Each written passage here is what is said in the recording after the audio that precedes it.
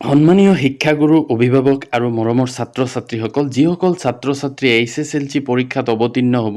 তেওঁলোকৰ কাৰণে গুৰুত্বপূৰ্ণ এটা খবৰ দিব ওলাইছোঁ যে অসমৰ মাননীয় শিক্ষামন্ত্ৰী মহোদয়ে HSLC পৰীক্ষাত বহুকেইটা পৰিৱৰ্তন হ'ব বুলি তেওঁ ঘোষণা কৰিছে তো সেইবিলাকৰ বিষয়ে মই এইটো ভিডিঅ'ত সবিশেষ জনাম তো শেষলৈকে ভিডিঅ'টো চাব আৰু যিসকল শিক্ষাৰ্থীয়ে HSLC পৰীক্ষাত অৱতীৰ্ণ হ'ব তেওঁলোকলৈ ভিডিঅ'টো শ্বেয়াৰ কৰি দিব যাতে তেওঁলোকে বস্তুটো গম পায় তো বলক ভিডিঅ'টো আৰম্ভ কৰোঁ তো আচলতে অসমৰ মাননীয় শিক্ষামন্ত্ৰী মহোদয়ে কৈছে আজি যে HSLC পৰীক্ষা যিটো হ'ব আগন্তুক ধৰক 2025 বা পিছলৈ হৈ থাকিব তাতে কি হ'ব যে পৰীক্ষাৰ যি পদ্ধতি ধৰক প্ৰথম হ'ল যে প্ৰশ্ন কাকতৰ ধৰণ যিটো সেবাই আগৰ পৰা চলি আহিছে তো সেইটো এতিয়া পৰিৱৰ্তন হ'ব এতিয়াৰ পৰা CBSEৰ যেনেকুৱা ধৰণৰ কুৱেশ্যন কাটে এতিয়াৰ পৰা সেবাৰ কুৱেশ্যন পেটাৰ্নটো তেনেকুৱা হ'ব বিশেষকৈ অংক আৰু বিজ্ঞানৰ ক্ষেত্ৰত ইতিমধ্যে প্ৰায় অসমৰ বেছিভাগ জিলাতে তাৰ কাৰণে শিক্ষকসকলক ট্ৰেইনিং দিয়া হৈছে যে কেনেকুৱা হ'ব প্ৰশ্নৰ ধৰণটো গতিকে এতিয়াৰ পৰা সেবা আৰু CBSE দুয়োটাৰে প্ৰশ্ন কাকতৰ ধৰণ একে হ'ব আৰু এটা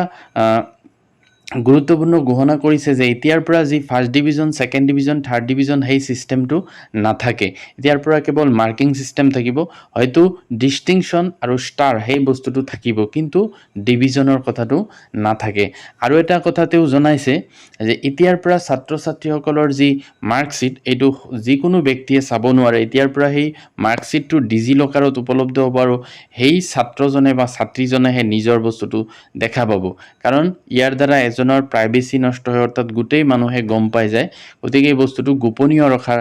মানে এটা চিন্তা চৰ্চা চলি আছে তো তেওঁ কি কৈছে অসমৰ মাননীয় শিক্ষামন্ত্ৰী মহোদয়ে সেইটো চাওক সিস্টেমটোতো ইতিমধ্যে উঠি গৈছে আৰু এইটো অসমৰ ৰাইজে ইয়াক বিপুলভাৱে আদৰণি জনাইছে লাহে লাহে এটা অপিনিয়ন জনমত হৈছে যে আমি যিটো গ্ৰেডিং কৰোঁ আমি ঘোষণা কৰোঁ ফাৰ্ষ্ট ডিভিজন পালে লেটাৰ পালে কিছুমান বস্তু হয়তো থাকিব যে তেওঁৰ ডিষ্টিংশ্যন পাইছে ষ্টাৰ পাইছে কিন্তু ডিভিজনবিলাক বস্তুটো বহুতে মোক অপিনিয়ন দিছে যে ডিভিজনটো থাকিব নালাগে অন্য দেশবিলাকতো নাই পাছ ফেইল আৰু যেতিয়া তেখেতক কোনো হায়াৰ ইনষ্টিটিউশ্যনত এডমিশ্যন দিব বা তেখেতক কোনো এমপ্লয়াৰে এমপ্লয় কৰিব it is up to the employer যে তেওঁলোকে ছাত্ৰজনৰ পাষ্ট ৰেকৰ্ডখিনি চাই বা তেওঁলোকে নতুন ইভালুৱেশ্যন কৰি কেনেধৰণে এমপ্লয়মেণ্ট দিয়ে কৰিব কিন্তু পূৰ্বৰ ব্যৱস্থা কিছুমানৰ ব্যাপক সাল সলনি হ'ব এতিয়া CBSEৰ পাঠ্যক্ৰম আৰু সেবাৰ পাঠ্যক্ৰমৰ মাজত কোনো পাৰ্থক্য নাই এইটো ছেম ছেম 2 নম্বৰ CBSEৰ বিজ্ঞান আৰু গণিতৰ যিটো টিচিং মেনুৱেল পদ্ধতি এই টিচাৰ্ছ মেনুৱেলখন আমি তেওঁলোকৰ অনুমতি সাপেক্ষে আমি এইটো এডপ্ট কৰিলোঁ গ্ৰহণ কৰিলোঁ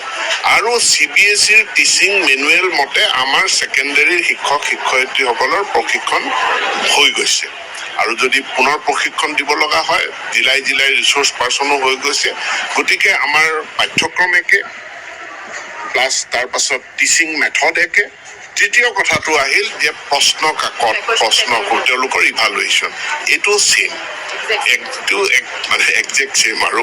যিটো ছেম গতিকে এই সম্পৰ্কেও আমি শিক্ষক শিক্ষয়িত্ৰীসকলৰ প্ৰশিক্ষণ হৈছে কুৱেশ্যন কেনেকৈ ছেটিং কৰিম গতিকে এতিয়া আৰু সেবা আৰু CBSEৰ মাজত কোনো তেনেকৈ গুণগত পাৰ্থক্য নাথাকে ভিডিঅ'টো ভাল লাগিলে লাইক এটা কৰি দিব আৰু মোৰ চেনেলটো ছাবস্ক্ৰাইব কৰি থ'ব এনেকুৱা ইনফৰমেশ্যনবোৰ আগলৈ পাই থাকিবলৈ থেংক ইউ